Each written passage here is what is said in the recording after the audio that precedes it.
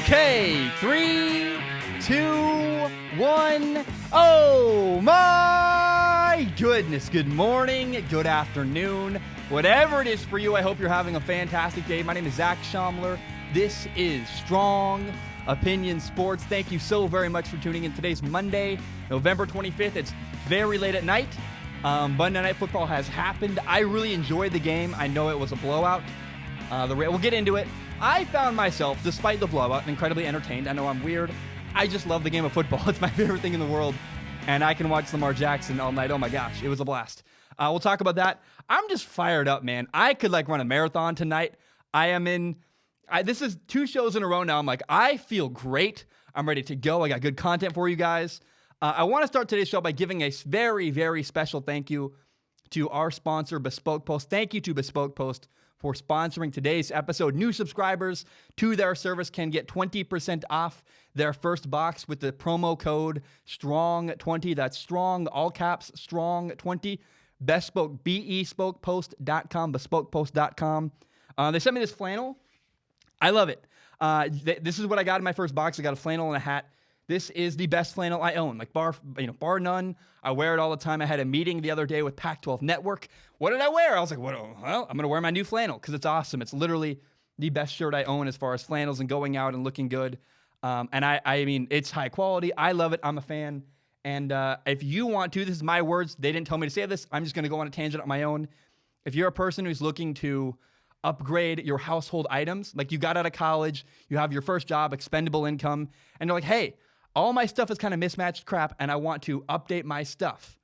Use Bespoke Post. They will give you household items that are not crap, and they'll be things you're going to be proud of for the next 10 years. I liked working with them. They were good people, and I made a whole video about their service on my own personal YouTube channel. Go to Zach Schaumler. Just look up Zach Schaumler on YouTube. You can find more about it. I want to start today with the Ravens. The Ravens just beat the Rams 45-6.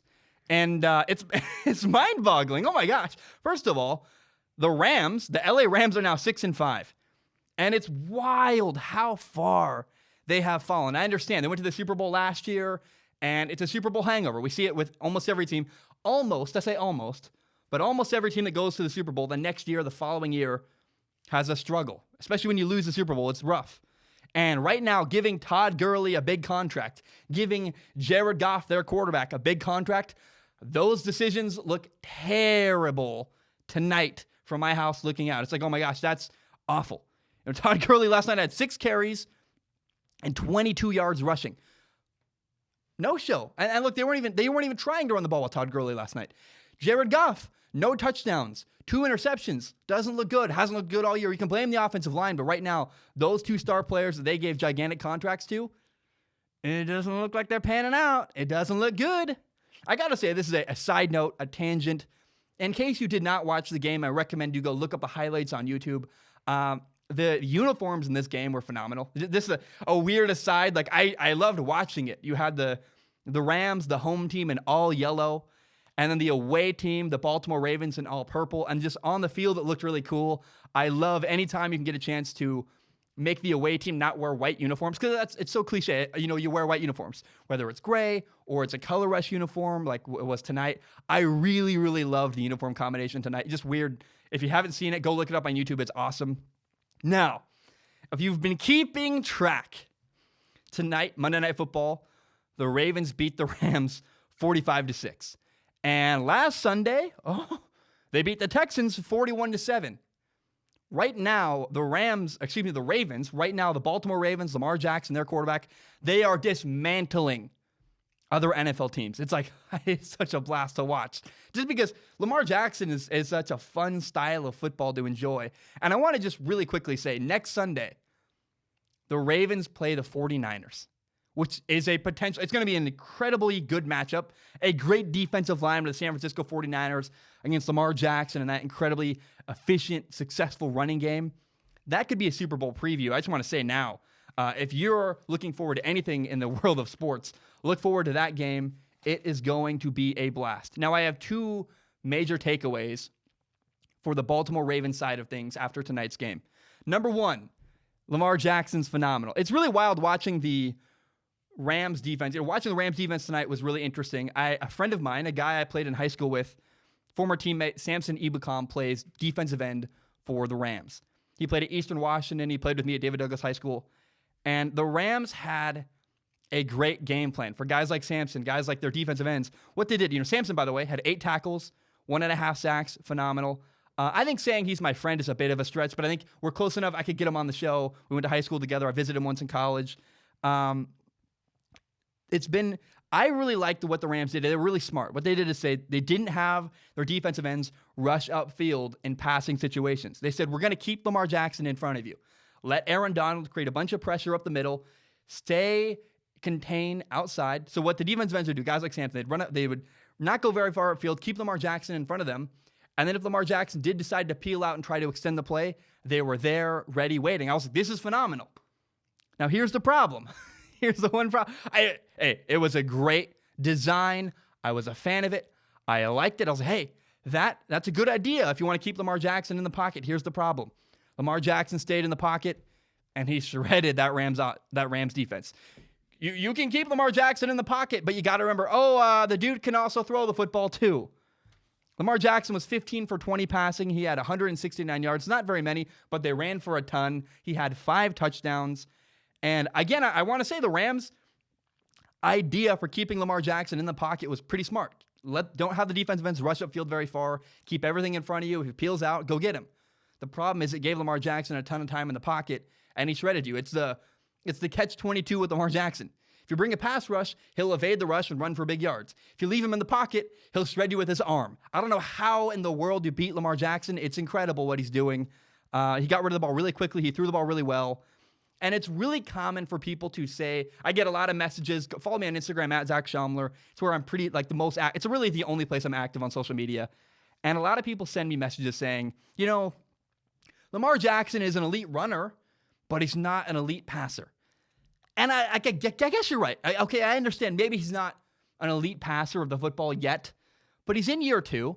And every single time I check in and watch Lamar Jackson, he's better than the time I saw him before. He gets better every single moment I watch him. And it's like, man, that's all you can ask for. That's all you can ask for steady improvement. He just gets better and better and better. Where's he going to be in 3 years from now? 5 years from now? People say Lamar Jackson's not going to last in the NFL. If he keeps improving as a passer at the rate he's improving, or even if he slows down a little bit but just keeps steadily improving every game, every year, he's going to be a phenomenal quarterback that lasts for 15 years in the NFL. He's really evolving as a passer every time I watch him. His accuracy, his timing. I enjoy watching Lamar Jackson. Right now, his legs are phenomenal. And, again, you got to remember, he's an elite runner of the football. Okay, don't pass rush him. He'll throw on you. And if you do bring a pass rush, he'll evade the rush and run downfield. It's really, really, really a catch-22. I have no idea. I legitimately have no idea how you could stop Lamar Jackson.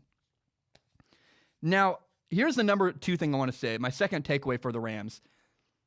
It's really hard to win consistently in the NFL. It is. A lot of times in the NFL, what you see is a team gets a really good coach, and they have a good core group of players, and they win a lot with that group of players. For me, there was a stretch in 2010, 2011, and 2012 where the Ravens. If I've been saying the Rams all day, I meant the Ravens. The Baltimore Ravens had a stretch. 2010, 2011, 2012, they won consistently a lot. They had 2 12-win seasons. In 2012, they won the Super Bowl. And it was really, really impressive. And to me, it's interesting because, for a couple years, those dominant seasons were great. And then after those dominant years ended, they were kind of back down to normal. The lowest point was in 2015. The Baltimore Ravens went 5-11. So they were really good for a while. Then they went back down a little bit because they lost that core group of players. That core group of players, 2011, 2012, 2010, for that little stretch in there, they had Terrell Suggs, Ray Lewis, Joe Flacco at quarterback. They had this group of players that were really, really good. Then all those players left. And this is where you have to give Ravens head coach John Harbaugh, and then honestly, the Ravens organization as a whole, a ton of credit. They lost all those players. In fact, not to mention, this past offseason, they lost C.J. Mosley, a really good linebacker. He signed a big contract with the Jets. And who's it? Zadarius Smith. The Ravens lost Zadarius Smith. He signed a big contract with the Green Bay Packers. And then Ozzie Newsome, their longtime general manager. You got to understand, in the history of the Ravens, they have only ever had 2 general managers. From 1996 until 2018, last season, Ozzie Newsome was the general manager of the Baltimore Ravens. They've had 2 in the entire history of their franchise. They lost 2 great linebackers. They lost their longtime general manager. He retired. And guess what? The Ravens, without all those talent, without Ray Lewis, they've resurged. They're winning again. It's so hard to win once with a group of players. It's hard to do it again, to have a resurgence and do it a second time. That is a testament to John Harbaugh, the head coach of the Baltimore Ravens. In my opinion, he's an elite head coach. He's done it with one group of players. All those players are gone. They have a new group of players. He's doing it again with that. And then here's the coolest thing. It's not just winning with a new group of players. The vision of John Harbaugh and really the entire Baltimore Ravens organization to believe in and buy in Lamar Jackson and say, hey, he's not a traditional quarterback. In fact, they went from like the most traditional quarterback, Joe Flacco. He's tall, got the big arm. He's incredibly boring. I just don't find Joe Flacco interesting at all. I wonder if I literally look at him and go, do you like football? But he's the stereotypical, that's the quarterback, the 6'5", big guy, strong arm is Joe Flacco. The Ravens said, nah, it's not working. We're done with that. They're willing to walk away from Joe Flacco and turn the league on its head and say, we're going to embrace and support and build around a non-traditional quarterback, Lamar Jackson, a guy who runs a ton and is tremendously good at running. And by the way, we're going to develop him as a passer and turn him into a good passing quarterback. I just am so excited for the Baltimore Ravens, and I love what they're doing. And it just, to me, the word I think of is, not only is it, again, they're building and winning with another group of players, it's the vision to see, hey, we have something incredibly special in this guy, Lamar Jackson. He's a great guy. He's a good leader. He works hard. He's making a ton of strides. You know how I know Lamar Jackson is a really hard worker? He's gotten so much better as a passer throughout the time I've watched him. He's doing the work on his own. He's buying into their program. He's listening to the coaching, and the coaching is bought into Lamar. And there is something special in Baltimore with the Ravens. And I know I'm gushing now. I just have had such a blast watching the progression of Lamar Jackson. I even, I made horrible content 2 years ago. Like, if you go back and look at my old content, it's crap. It's like I'm trying to be like everybody else in the sports world. I get a lot of flack now where people say, you don't pick a side enough. You sit on the fence. And it's because sometimes I legitimately don't know how to feel, and I'm honest about it. I just always try to be honest. And if you look at my old content 2 years ago, I was just trying to be like everybody else. I was trying to be like the Skip Bayless of the world, where I'm trying to be loud and have a hot take. And one of my hot takes back in the day was Lamar Jackson should switch positions. Idiocy, man. That's just stupid. And that just goes to show, I really think my content has evolved and gotten better in the last 2 years and improved. And I'm more myself and I'm more honest. And I know that video is out there. I leave it up. I even monetize it. If you want to go watch it, hey, I'll make money off of it. If people are going to make fun of me, I'm going to make money while they're making fun of me. But that video is out there. And I just want to acknowledge how wrong I was, man. I just was so wrong. And that's a dumb kid. It was like my first 2 years broadcasting. Similar to Lamar Jackson, right? Lamar Jackson has improved incredibly as a passer in the last 2 years.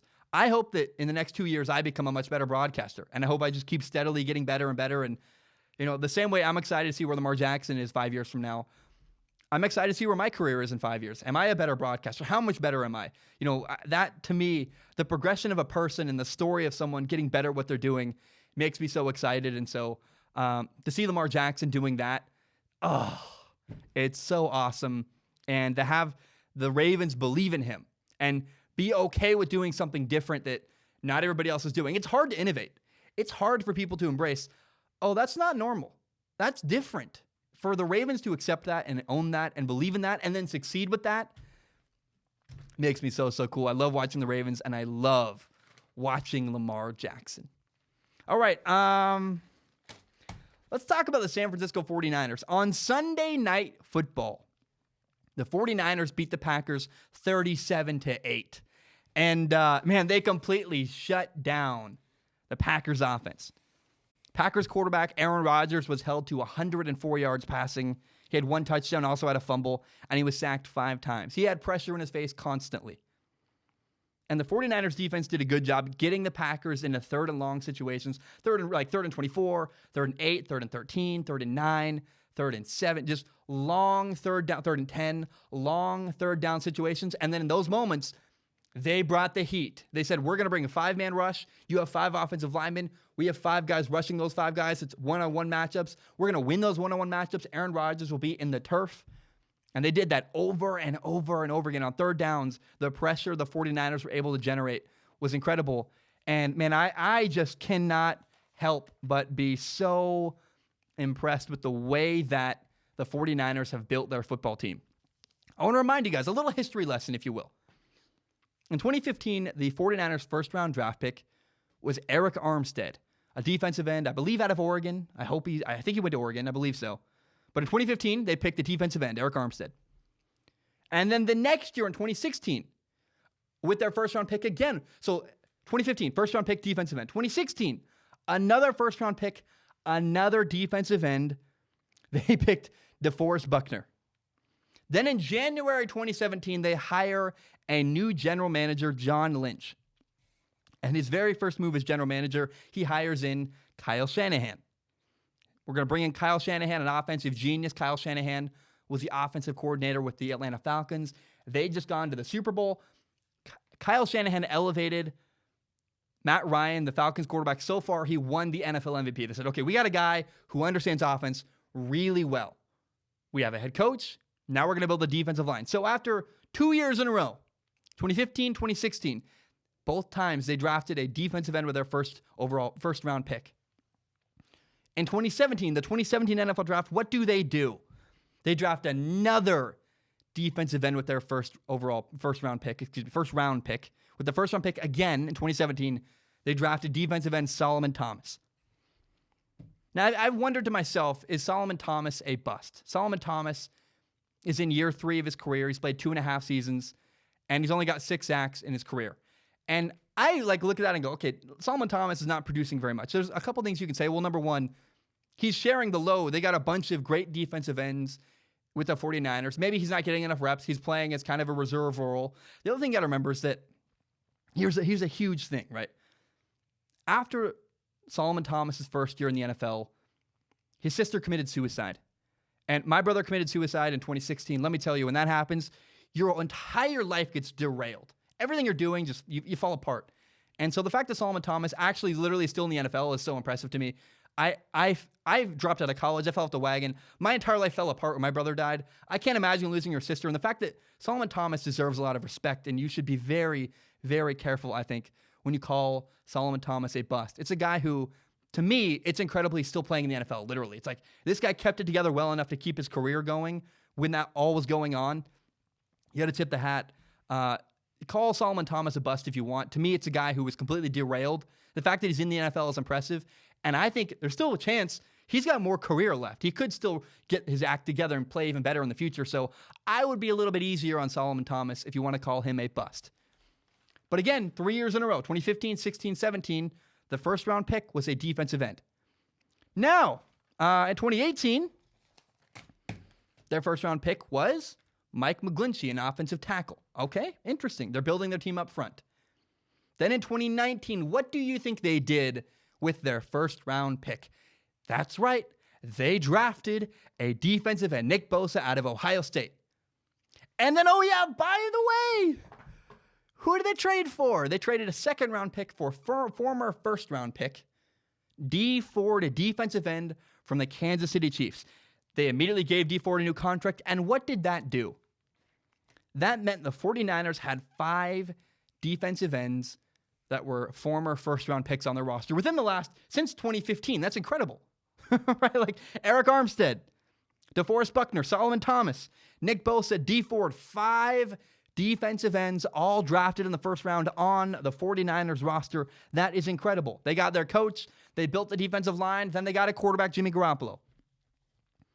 Since 2015, I know I've beat this to death. Why are we beating horses? Like, I know I say, there's a thing, like a saying where you go, I'm beating a dead horse. Well, I don't know why we're beating dead horses. It's just a phrase people use. But since 2015, the 49ers have almost exclusively drafted defensive ends in the first round.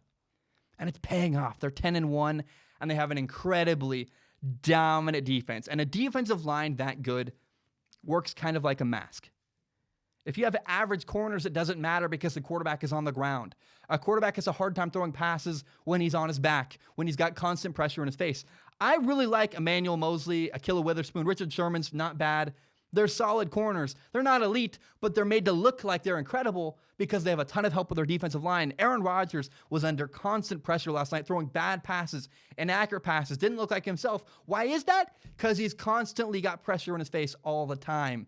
A great defensive line can hide a lot of issues and all kinds of problems on your defense and can make average players look like superstars in the back end and your secondary. A great defensive line is huge. Now, my question, all of this is leading to this. I wonder if other NFL teams are going to begin to copy the 49ers strategy. Do you remember how the New York Giants beat the Patriots in 2 Super Bowls?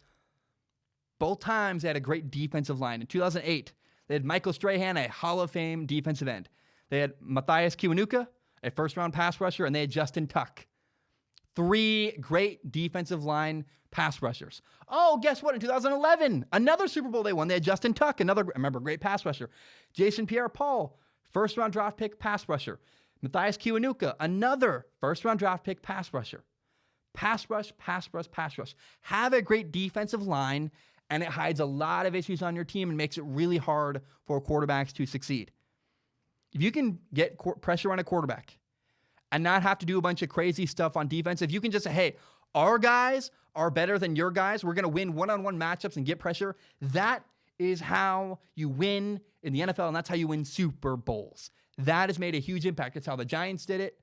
That's how the 49ers are doing it this year. My question is this. I look around the NFL. Look at the Bills. They have a franchise quarterback. The Jets have a franchise quarterback. The Browns have a quarterback. The Giants have Daniel Jones, a franchise quarterback. And they're going to all have higher first-round picks this year. What do they do with those first-round picks? In fact, let's look at the Broncos. If Drew Lock is their guy in Denver, they just drafted Bradley Chubb last year, 2 years ago now. What do the Broncos do? What do these teams do, the teams that have quarterbacks? Do they draft defensive linemen? Do they draft a defensive end? And then do they do it again and again and again? Are other teams going to copy the 49ers and begin building their defensive lines the same way the 49ers did, saying, hey, we're just going to get a bunch of depth and a bunch of talent. If our guy's tired, send in another first-round draft pick to go sack the quarterback. That is incredible to me, and that is what the 49ers are doing and have done. Is it possible? Will other teams begin to copy that? The NFL draft has two really talented wide receivers, CeeDee Lamb and Jerry Jeudy. There's a bunch of skill players in that 2020 NFL draft coming up. Now, for years, the 49ers passed on sexy draft picks. They didn't go get receivers or running backs or this or that and they didn't worry about the flair.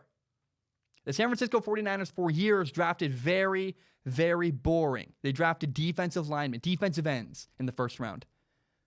And those boring draft picks where you don't go, oh, that's not an exciting receiver. That's not this, that's not that. It's paying off now when they have one of the best records in football and potentially could win the Super Bowl this year. What will other teams do in the NFL draft? Will they draft Jerry Jeudy and CeeDee Lamb? Or will they draft defensive linemen and build their team the way the 49ers have done? That is my question. That's what I can't wait to see this year in the NFL draft. What teams make the boring pick? Draft offensive linemen. Draft defensive linemen. Look at the Colts. The Colts are a great team this year. What did they do? They built their offensive line. Well, the 49ers, what did they do? They built their defensive line. I think defensive line is actually more impressive right now. I'd rather have a great defensive line than a great offensive line. Really, you need both, though. But, man, drafting defensive line, that's the strategy the 49ers have used. It's paid off, and I wonder if other teams will begin to copy that. Okay. I want to shift gears now to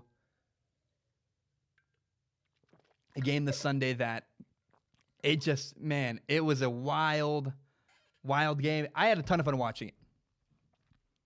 The Patriots and the Dallas Cowboys played this weekend. And remember, the Patriots were missing a top receiver. Their Patriots have been really kind of all over the place with injury-wise. They got rid of Josh Gordon. The Patriots are the least talented team if you line up the Patriots and the Cowboys. The Cowboys are super talented. They have a top receiver, Amari Cooper. They have a running back, Ezekiel Elliott. They have the quarterback, defensive line, linebackers. All the Cowboys have all the bells and whistles. The Cowboys have all the talent, and yet the Patriots won. The Patriots won 13-9. What happened? Why did the more talented team lose? What's the problem here? It's coaching. Coaching cost the Dallas Cowboys on Sunday against the New England Patriots.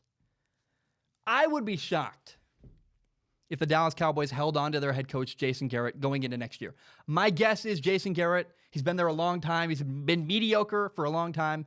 My guess is he gets fired. Here's the deal. It won't matter unless they replace him with a great head coach. They need a great head coach. And here's how that happens. The Dallas Cowboys owner, Jerry Jones, needs to give up control of that franchise. Jerry Jones, the Cowboys owner, he loves control. Oddly enough, the last time the Cowboys had a really great owner, they had Jimmy Johnson. They won Super Bowls. It was incredible. They had a great quarterback, Troy Aikman, great receiver, Michael Irvin, great running back, Emmitt Smith. It's very odd, the similarities to that Cowboys team and this Cowboys team. Quarterback, Dak Prescott, running back, Ezekiel Elliott, Amari Cooper, receiver. I don't know if they're Hall of Famers, but it's another star-studded cast on the offense. Again, the same way you had in the late 90s with the Dallas Cowboys back then. And what happened to that team? Michael Irvin, Troy Aikman, Emmitt Smith. They got rid of their coach. Their coach, Jimmy Johnson, walked away because he was tired of dealing with Jerry Jones. And the guy, Jerry Jones, replaced Jimmy Johnson with Barry Switzer. Not the same. And here's the narrative. Here's the story is that Barry Switzer didn't push back on Jerry Jones. Jimmy Johnson and Jerry Jones butted heads. They struggled. Jerry Jones said, I'm done with that. I'm going to hire Barry Switzer. He's going to do what I tell him to do. And all that talent was wasted. The end of Troy Aikman's career was wasted. Right now, Jerry Jones has Jason Garrett as head coach of the Dallas Cowboys. And the story is Jerry Jones can control Jason Garrett. Jason Garrett doesn't push back. Jerry Jones likes that. Right now, Jerry Jones' ego is in the way. It's the problem. It's holding back the Dallas Cowboys. The best owners in the NFL hire really smart football people and then get out of the way.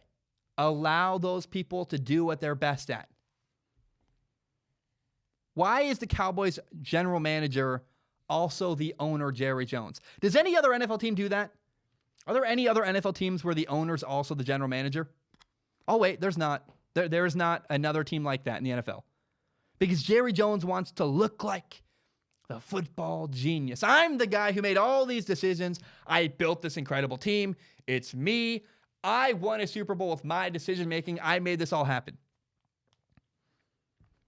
I just want to repeat this. True genius owners. If you want to be the smart owner, here's what you can do. If you want praise from me, Jerry Jones, I think a really smart owner hires people who are smarter than him and then gets out of the way. Robert Kraft in New England hired Bill Belichick, said, I'm going to let Bill Belichick do what Bill Belichick does. I really don't think Robert Kraft is comfortable with everything Bill Belichick does. He gets rid of players. He's cold-hearted, but guess what he does? He wins Super Bowls. He puts rings on Robert Kraft's finger. Because Bill Belichick does what he wants. He doesn't have an owner controlling him and telling him what to do. What does the Ravens owner do? He's let Jim Harbaugh work. He let Jim Harbaugh go 5-11 and he didn't fire him. Jim Harbaugh's winning again with a new group of players. Look at the Pittsburgh Steelers. How many head coaches have they had recently? Like 2? Mike Tomlin, Bill Cowher in like the last 30 years? Is that literally how, since the mid-90s? Literally? 2 head coaches since the mid-90s. That's the Pittsburgh Steelers.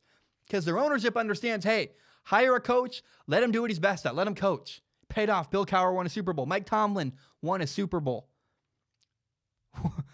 The Pittsburgh Steelers figured it out. Hey, we hire smart football people. We get out of the way. Our team wins Super Bowls. Ownership is so important in the NFL. When owners meddle and cause problems. My favorite TV show in the world, ironically, there's a couple. I love The Expanse.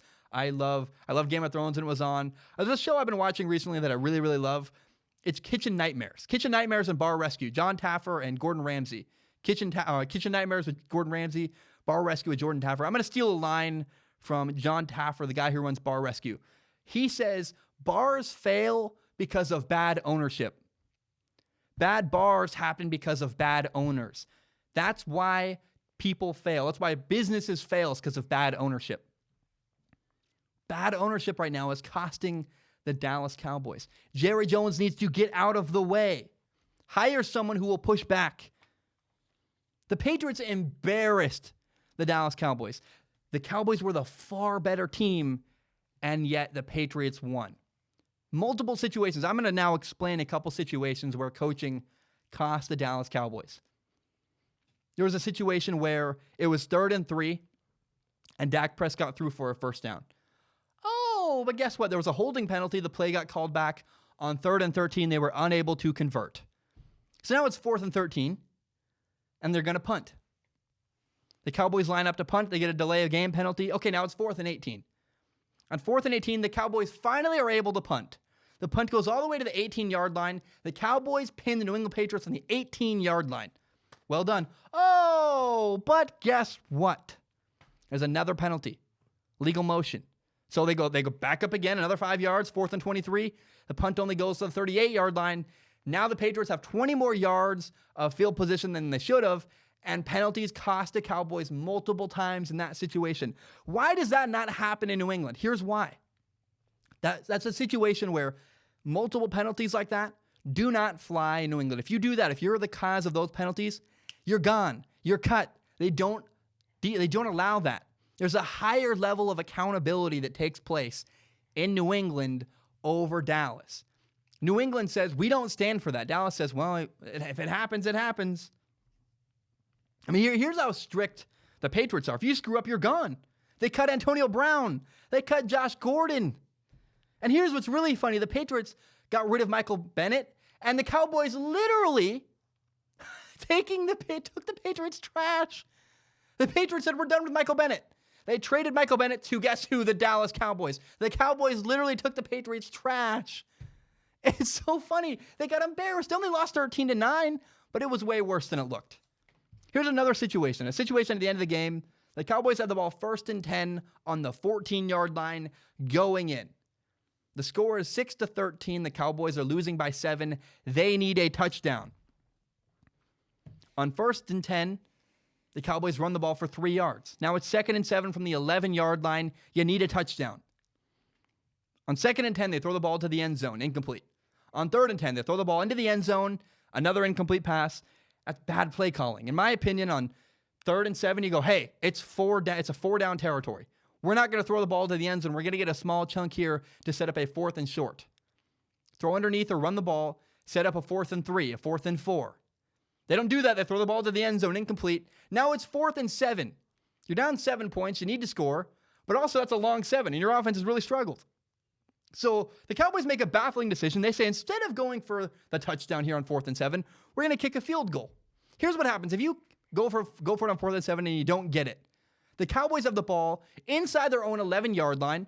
They got to drive all the way down the field. Either way, you're going to get the ball again, probably with better field position against the New England Patriots. Instead, they kick a field goal and they kick it deep to the Patriots. That field goal didn't matter. They lost 13-9. They needed a touchdown. And on a day where the Cowboys had struggled to move the ball all night, they assumed we're going to get the ball again and be able to drive all the way down the field and score again. It didn't happen. They needed a touchdown either way. Even 13-9, they still would have needed another touchdown to take a lead. That field goal was inconsequential, didn't matter. It's more bad decision and game management by the Dallas Cowboys. Jason Garrett cost them big time against the New England Patriots. It drives me nuts. It really, really kills me. The Cowboys need a better coach. The Cowboys need better coaching, better situation management, better play calling.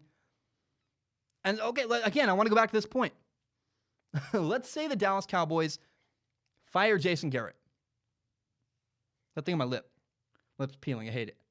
I mean, I've had chapped lips for like 2 weeks. I really, really hate it.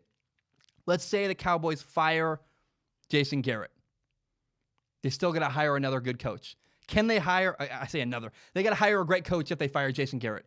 And the problem is, I don't believe Jimmy, what the heck is his name? Jerry Jones, the owner of the Cowboys. I don't believe the owner of the Cowboys, Jerry Jones, is willing to hire a coach who's going to push back on him, who's going to say, hey, Jerry, I don't agree with you there. We shouldn't take that player. We shouldn't draft that player. We shouldn't do this. Jerry Jones doesn't need a yes man. He needs someone who pushes back and puts limitations on him. There's a really, really great video game maker, a guy named Hideo Kojima. And I think Hideo Kojima is kind of a genius. However, Hideo Kojima does better when you put limitations on him. When you have a company that says yes to everything he does, he makes weird games that nobody understands. He made a game called Death Stranding. Some people love it. Some people hate it. It looks like a hiking simulator. It's very, very weird. But Sony funded that game and said, we're going to say yes. Do whatever you want, Hideo Kojima. And sometimes that's not good. When you have people saying yes to every idea you have, you sometimes make crap. George Lucas made the Star Wars The Phantom Menace. In meetings to make Star Wars The Phantom Menace, George Lucas got whatever he wanted. He never had people saying, hey, George, Jar Jar Binks is a bad idea. Misa no like that. That's stupid. Hey, we should probably get a guy who can act a little bit to play Anakin Skywalker because he's kind of important. He turns into Darth Vader. Spoilers for Star Wars if you never watched. I don't know how you got there and not know that. My point is that limitations are important. Having people tell you no is good. Jason Garrett runs the Dallas Cowboys like a little kingdom, and nobody ever tells him no. It's a problem. The Cowboys need a better head coach, someone who will stand his ground, say, Jerry, that's a bad idea. I want this player, not that player. And again, the bottom line is the Dallas Cowboys need a better coach. They need a great head coach who can use the talent they have and win more football games. Okay. This topic is going to be fun, man. Oh my gosh. I love my dad. I love my dad so much. My dad loves sports, especially football. And, my dad's a common fan. My dad doesn't actually know sports very well. He just likes them. He enjoys following the storylines. And so I often use my dad as kind of a gauge for trying to understand what the common sports fan believes. And one of the things my dad and I were talking about, I'm gonna, not to call it my dad, that's not intentional, but I'm going to, I guess, call it my dad. My dad was talking to me last night, and he goes, man, Tom Brady's playing bad this season. And I went, oh, Dad. And then my dad and I had like a 15-minute conversation where I just set him straight. It drives me nuts. Nothing bothers me more than when people say Tom Brady's playing badly this year. Yeah, Tom Brady's not. He's 42 years old. He's not the same way he was when he was 27. And in a few weeks, I'll make a film analysis explaining everything I'm about to say. I think people have no idea how much work goes in behind the scenes to make a film analysis video. It's an insane Herculean effort. Every time you watch a film analysis video I make, understand that it takes like 30 hours to make. Well, literally, it's insane how much stuff goes into it between research and editing. And I guess that's all I just research, I edit, I literally watch hours and hours and hours of film. And then putting it all together. Someday I'll make a film analysis about everything I'm about to talk about. But bear with me, just hear me for now. Tom Brady's actually not playing awful this season. I know his numbers aren't that great, but there's a reason. And often, not always, but often, statistics can be misleading. Numbers, touchdowns, interceptions, completions, sometimes there's a reason why they're bad, and there's a story behind them. And my point is, numbers aren't everything. It drives me nuts how much people depend on them and believe in them. I think the Cowboys game on Sunday is a great example. Against the Dallas Cowboys, Tom Brady was 17 for 37 passing. It's a 45% completion percentage. That's pretty awful. That's a lot of incompletions. He had only 190 yards passing, 1 touchdown, no interceptions. And on paper, that is a horrible, horrible, horrible stat line. Here's the reality. Number one, it was raining incredibly hard all game on Sunday. Dak Prescott struggled to throw the ball. Tom Brady had a hard time. And really, Tom Brady threw the ball pretty well. His receivers had a hard time catching the ball. Like even the Dallas Cowboys Hall of Fame tight end Jason Witten had multiple drops. Everybody was dropping passes on Sunday, the Patriots receivers included. They had multiple dropped passes. So some of Tom Brady's incompletions were drops. Here's the other thing. Some of Tom Brady's incompletions on Sunday were him being smart. I said something dumb. Earlier this year, I called the Patriots offensive line a strength. I've watched the Patriots a lot since then. Totally wrong. The Patriots offensive line is not good. The Patriots offensive line is awful. They are awful. Regularly, Tom Brady has pressure in his face. He'll take a 3-step drop. 1, 2, 3. His third step is in the ground. He's already got pressure in his face. You can't win with that. There's nothing you can do. And so often Tom Brady's throwing the ball away to avoid a sack. He's getting hit as he throws, and he throws the ball into the stands or into the dirt or away. Just gets rid of the ball to avoid losing 6 yards. You'd rather have an incomplete pass and hurt your stat line than lose 6 yards and hurt your drive. Multiple times, Tom Brady against the Cowboys on a scoring drive threw the ball to avoid a sack, and instead of losing 6 yards, lived to see another down, and then would go on to complete a pass, get a first down, and then go on to score later that drive. That matters a lot. Tom Brady's incompletions are actually good decisions where he gets rid of the ball and avoids a sack. Here's the other thing. Who is Tom Brady throwing to? Oh, man. The Patriots had an elite wide receiver, Antonio Brown. They got rid of him. They also had Josh Gordon, a really good receiver. They cut him. They traded for Mohamed Sanu. He's hurt. On Sunday, Tom Brady was throwing the ball to Rex Burkhead. They had Rex Burkhead lined up out wide. You know who Rex Burkhead is? Rex Burkhead is a 29-year-old running back who was drafted in the 6th round. He's not physically talented. He's a running back, and he's lined up as a receiver. On 3rd down, Tom Brady's throwing the ball to Rex Burkhead, a running back who's lined up out wide, who's not physically talented, who's not very good. Matt Ryan has Julio Jones. Tom Brady has Rex Burkhead. He's the 3rd leading receiver on Sunday. And here's an argument that really, really kills me. By the way, Rex Burkhead, nice guy. Cool story, right? 6th round pick. He's not an elite receiver. But here's the argument that drives me. Oh my gosh. Hear what I'm about to say. Everybody says this, and it's just stupid. People say, well, Tom Brady has Julian Edelman. And, Julian Edelman's a great receiver. He won a Super Bowl MVP. Okay. I hate this. I like Julian Edelman. He's a good receiver. He is. Here's the truth. Why is Julian Edelman a star? It's because he plays with Tom Brady. Because he plays for the New England Patriots. Put Julian Edelman on the Buffalo Bills or the Bengals or the Jaguars, and you would have literally never heard of him. Never. You know who Julian Edelman is because, 1, he plays with Tom Brady, the greatest quarterback of all time, and 2, he plays for the Patriots. He's always on national TV. He's become a superstar because he's a good player for the Patriots. Literally. Most of his success is right place, right time.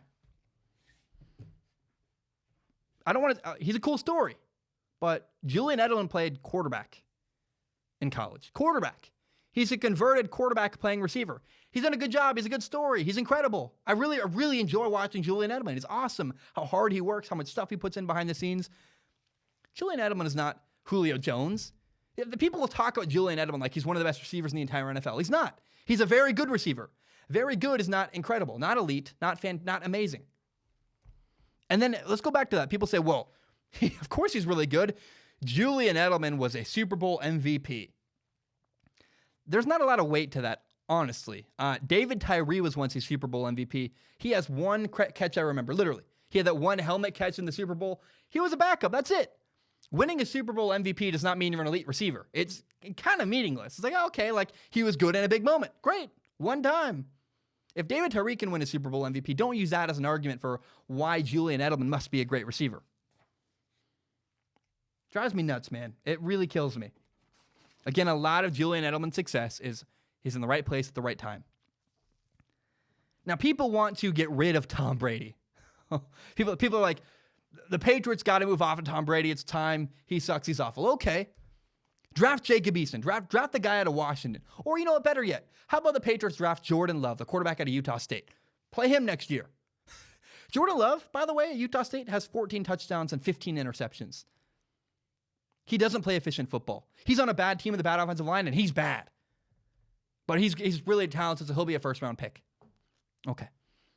Tell me what quarterback, other than Tom Brady, can go 10-1. Tom Brady's 10-1 right now with a bad offensive line throwing passes to Rex Burkhead. Jarrett Stidham, their backup quarterback, can't do that. Brian Hoyer can't do that. I don't think Aaron Rodgers could do that. Aaron Rodgers with a bad offensive line loses games. Tom Brady is incredible. Tom Brady's not playing pretty football, but it's because he can't. He's throwing the ball into the stands to literally avoid getting sacked and losing 6 yards. I honestly, I'm not being facetious, not joking. I hope Tom Brady leaves the Patriots. I'm tired of watching Tom Brady not get support from the New England Patriots. They got a great defense. That's the strength of their team. Tom Brady knows it. So Tom Brady plays a style of quarterback to protect the ball. We're not going to turn it over. We're going to score enough points that our defense can hold them and we'll win. We're going to score more points than the other team. Our defense will hold them back. We'll win games that way. A very conservative, safe style of football. Nobody else can do what Tom Brady's doing with a horrible offensive line where literally by his third step, he's got pressure in his face. You can't win that way. Only Tom Brady can win that way. Yes, he's 42 years old. He's not the same physically as he once was. He misses a lot of practices. His elbows hurt. I know I sound like a Tom Brady homer. I don't care.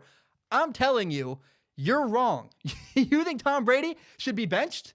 You think you're done with Tom Brady? Okay, again, let me tell you, what quarterback in the world can go 10-1 with that Patriots offense? None of the quarterbacks in the draft can. I don't think anybody else in the NFL really could. Tom Brady plays almost mistake-free football. He doesn't take sacks. He's playing efficiently, and he's winning games with Rex Burkhead at receiver. Jacoby Myers, an undrafted free agent, who I like. He's not bad, but he's not a star. Julian Edelman's a converted quarterback. Even Mohamed Sanu, their other good receiver, he's a converted quarterback. He played quarterback in college. Oh my gosh. Stop telling me Tom Brady's terrible. Tom Brady's playing great, considering what's going on around him. I rest my case. If you don't believe me now, I'll just make a film analysis in like 3 weeks. You'll believe me then. All right, now I want to talk about Dak Prescott. I want to be very, very honest about Dak Prescott. I have no idea what to do with him. I don't have any idea how to feel about Dak Prescott. I know people get mad at me for not picking a side here. I'll tell you what I believe. I'll tell you all the things that are rattling around in my head. I am torn to shreds. Like I try to be honest, right? I don't try to say opinions just to say opinions. I try to say opinions because that's what I believe. If I'm going to make an argument and strongly believe it, if I'm gonna make a case for something, it's going to be because I believe it. I'm not going to be the guy who says I'm saying this to get views.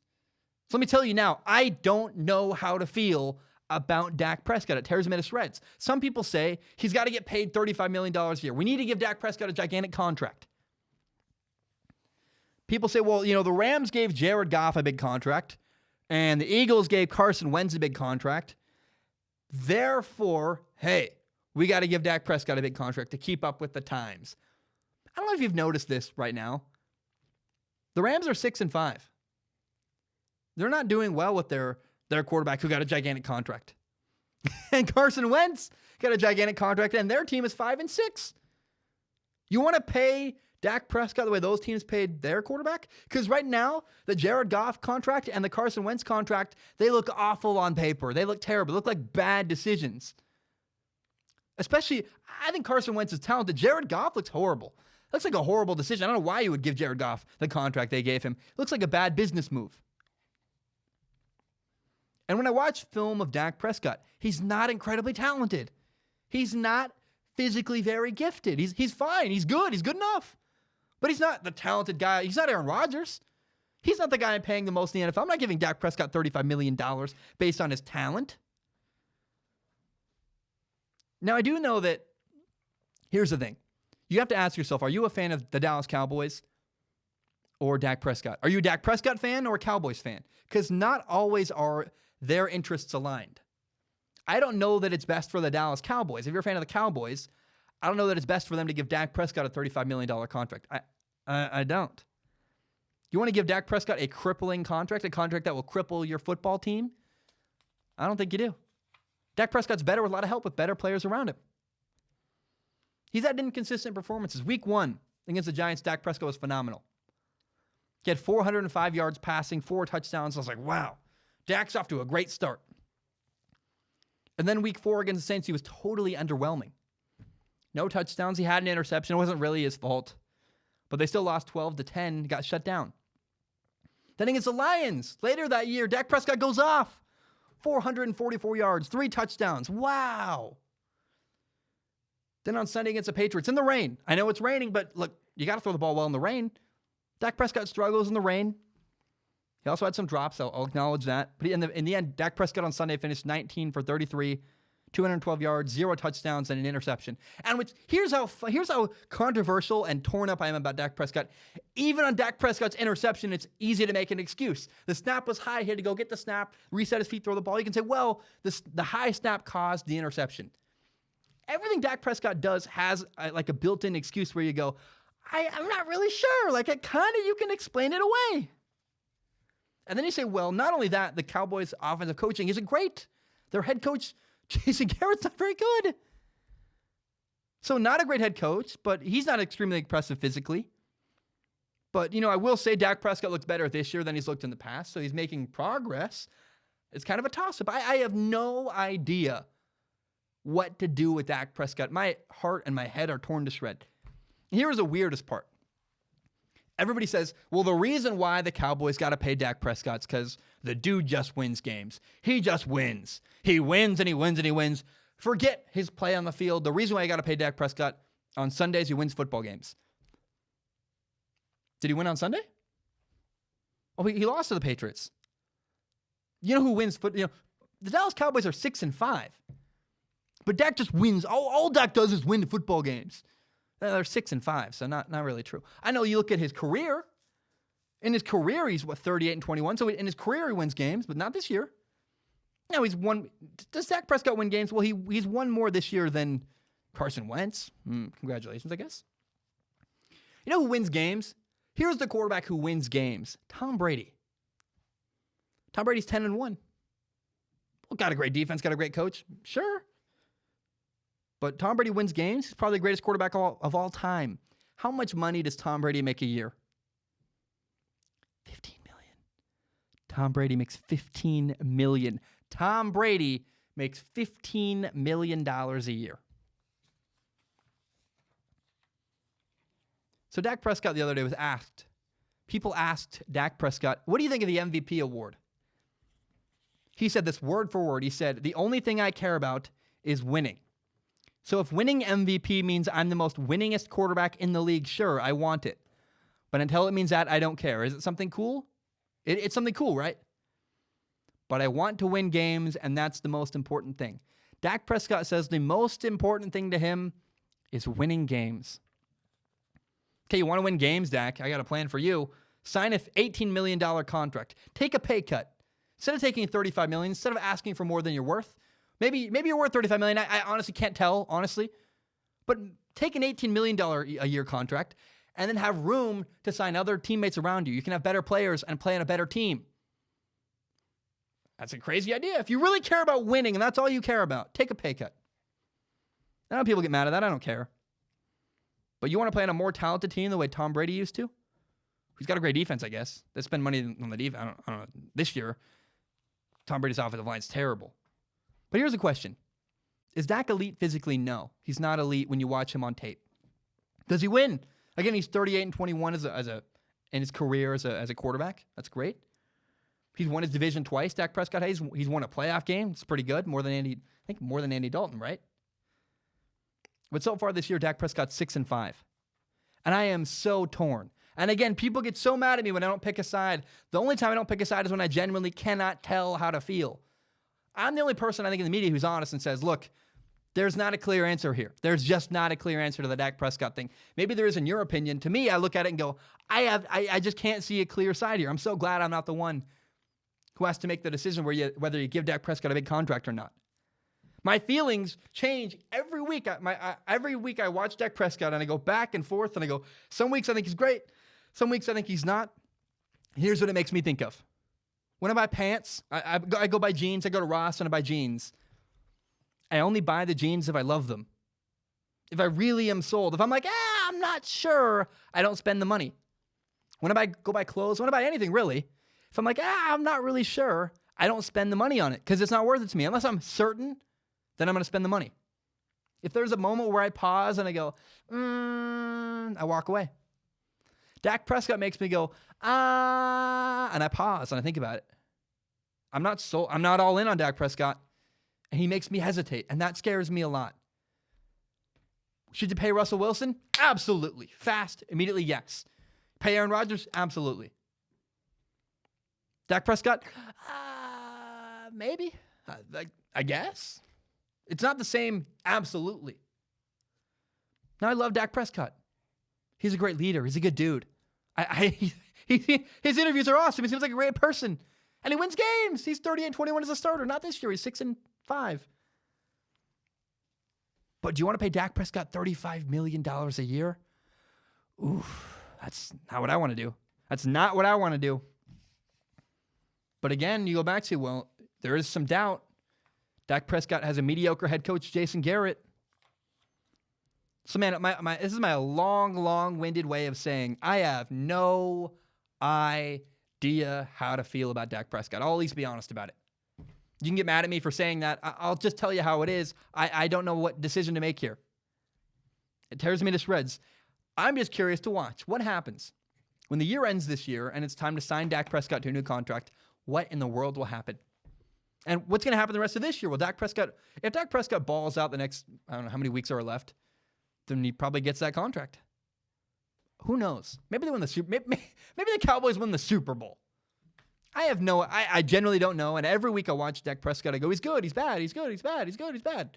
It's just like an emotional roller coaster for me. I can't even handle. So I'm not going to say they should sign him. I'm not going to say they shouldn't sign him. I'm going to say I have no idea. I'll be honest about it. When I watch Dak Prescott, I cannot tell you whether he's a great quarterback or not. He makes me go, maybe. That's how I feel about Dak Prescott. All right, final topic of the day. That was so long, wasn't it? I hope you liked it. I do. If you do, tell me, please. By the way, I want to say, I was going to put this at the end of the show, but I'm going to say it now. For Ask Zach this week, what we're going to do is a podcast entirely dedicated to Ask Zach. On Thursday, I'm recording it. You can send me Thanksgiving themely related stuff. Send me Thanksgiving stuff. Say, hey, Zach, I got a story about Thanksgiving or whatever. I'll whatever question you have, I'll answer it on the show. Go to patreon.com. It's $1 a month, and you can submit a question to Ask Zach. I won't guarantee to read your question, but my goal is to read, I want to read a lot of questions on the show on Thursday. We're doing an episode entirely dedicated to Ask Zach on Thursday, and I'm excited for that. So please send in your questions to Ask Zach through Patreon. And in case you don't know, Alabama's starting quarterback Tua Tagovailoa got hurt. And the new guy in town is a guy named Mac Jones. M-A-C Jones, Mac Jones. He started 2 games this year. He's 2-0. He beat Arkansas, a team that's 2-9 and terrible. And he beat Western Carolina, a team who's a Division I AA school. They're an FCS team. They play teams like Portland State, Montana State, South Dakota State, Eastern Washington. They're not an FBS bowl level team. Now, the truth is, when I watch Mac Jones, he has not done anything this year to make me go, he's bad. I don't watch anything that makes me go, Mac Jones is terrible. Nothing like that. But also when I watch Mac Jones, there's nothing that makes me go, oh, he's great. I believe in him. I'm very indifferent to Mac Jones. I don't really know. There's not enough information yet to be clear whether Mac Jones is good enough or not to win in a big game, to win in a game like the college football playoffs. Alabama kind of hides Mac Jones. They run a lot of screen passes. They run, Mac Jones, and Alabama's roster is so good. Mac Jones can throw a 2-yard bubble screen. The receiver will literally, I saw this against Western Carolina. The receiver catches a 2-yard bubble, runs 60 yards up the middle of the field for a touchdown. You're like, okay, Mac Jones, his stat line looks good. He has a touchdown on that play. He did nothing. He threw a 2-yard pass that went forever. And then he's also, his stats are padded with glorified handoffs where they'll run, it's called a tap pass, where they'll put a receiver in motion across. Mac Jones will catch the snap, then flip the ball just very like a 2-inch pass to the running back, or the receiver, running across the field. Technically, it's a pass. It's really just a glorified handoff. He's compiling stats that way as well. So Mac Jones, nothing really to me speaks to it. He's got a couple throws downfield. He's got some good deep balls against Western Carolina. But again, it's important to mention he's throwing to Jerry Jeudy, who is a top 10 pick in the NFL draft. And Jerry Jeudy's being covered by corners at Western Carolina who aren't even good enough to play in Division I AA, Division I single A, like FBS level football. They're playing a Division I AA school, an FCS school. So the fact that Jerry Jeudy had top 10 picks burning those guys is not impressive or surprising. It's a matchup you're guaranteed to win. So on Sunday, we're finally going to learn. On Saturday, we're finally going to learn how good is Mac Jones? How good is he? Alabama plays their rival number 15 Auburn at Auburn. At Jordan-Hare Stadium is what I believe it's called. On Saturday, we are finally going to learn how good is Mac Jones. Can Mac Jones win a big game? Can he make big-time throws downfield when it's needed? And if Alabama gets into the top 4, we're going to use the game against Auburn to determine whether or not they can win a game against Ohio State or LSU or Clemson. How good is Mac Jones?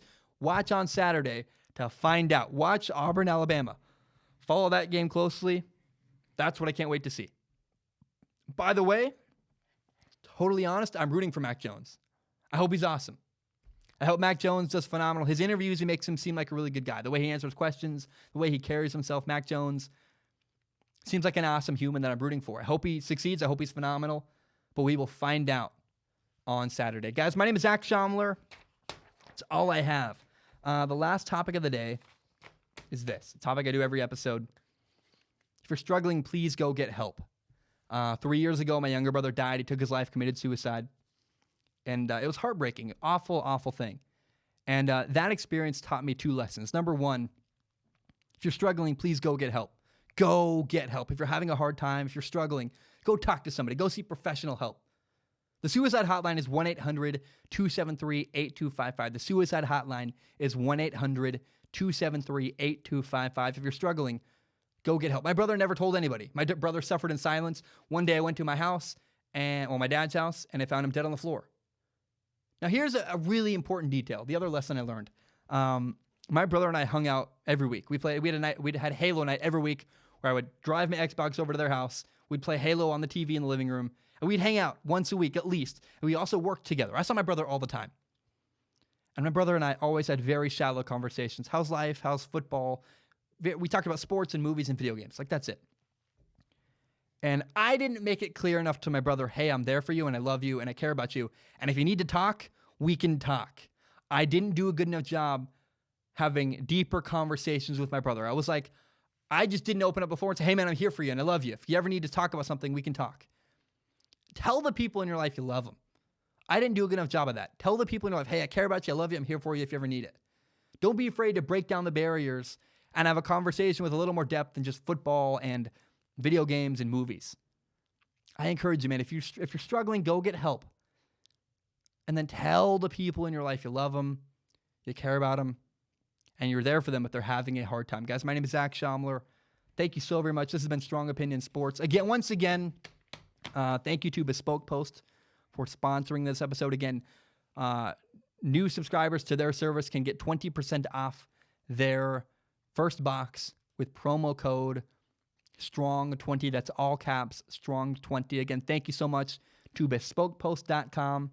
Hope you have a great day. Ba-dum-bum. Bam. We are